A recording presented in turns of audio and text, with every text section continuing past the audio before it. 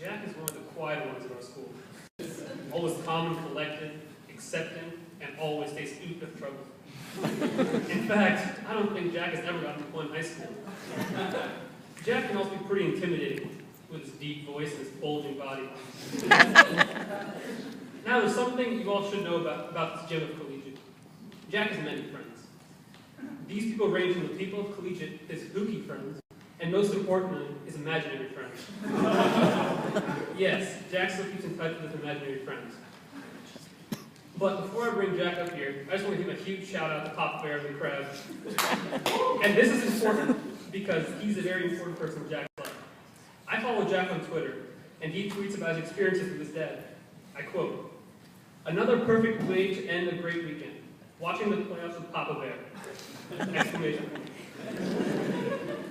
Now that that's done, I can bring Jack out here.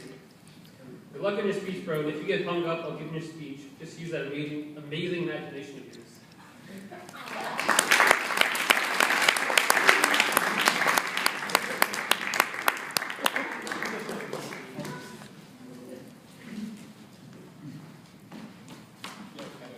As you all know, I was a varsity soccer starter. I can remember numerous times when James, or Go-Go as he prefers to be called, came up to me before a game of soccer and would say, "Hey, are you going to put the biscuit in the basket there, Abe?"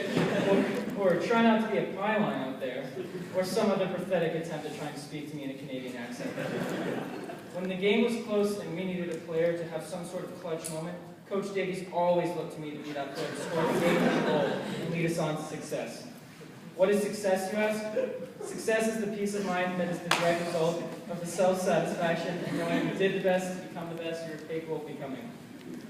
This quote is very significant to me because it played a pretty big role in my soccer career at Collegiate. So, no, I wasn't a varsity star on the field, but as Coach Davies puts it, I am the captain of the bench. Some people might have taken that completely the wrong way and thought that he was insulting me. Well, that's where those people would be wrong. You see, I didn't always play in any of the games because I chose to play ice hockey as my main sport because, well, I'm Canadian, and as shocking as it may seem, Canadians like to play hockey.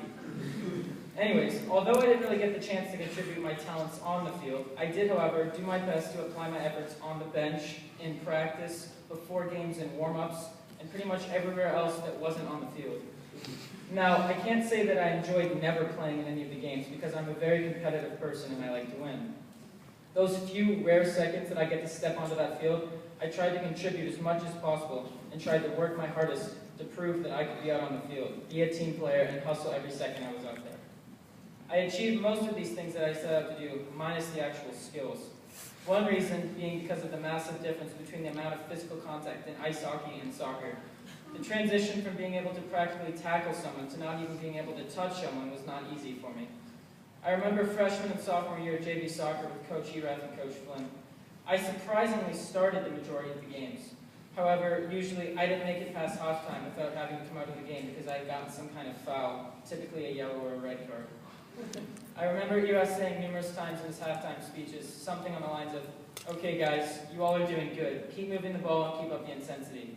Yeah, that was what he said to the rest of the team. What he said to me was, "Jack, for God's sake, stop body checking people. This isn't hockey." I always replied with a sarcastic, "Yes, I'll try my best."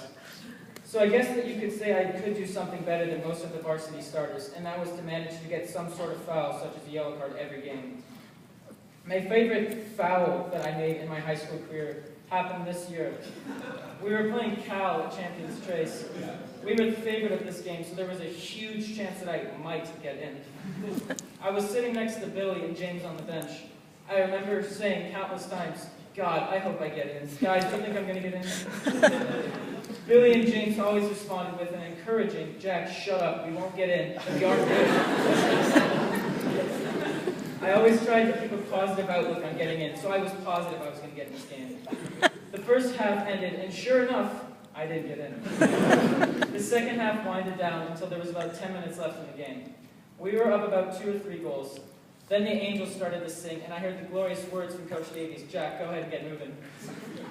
These words sent a paralyzing shiver down my spine, but I sprang off the bench, did a few sprints to warm up, and ran over to the sideline to get in the game.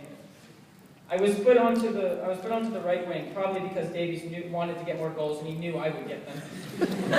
Of course, that wasn't the case, but I'm allowed to think that. The ball went back and forth the field a couple of times until it finally arrived on my side.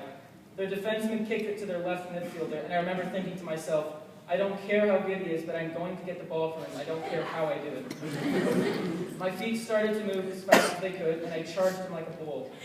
He dribbled a couple times and made a move on the defender, and then cut back towards me. Unfortunately for him, he didn't see me sprinting at him like some sort of maniac. Rule number 1 in hockey, never skate with your head down.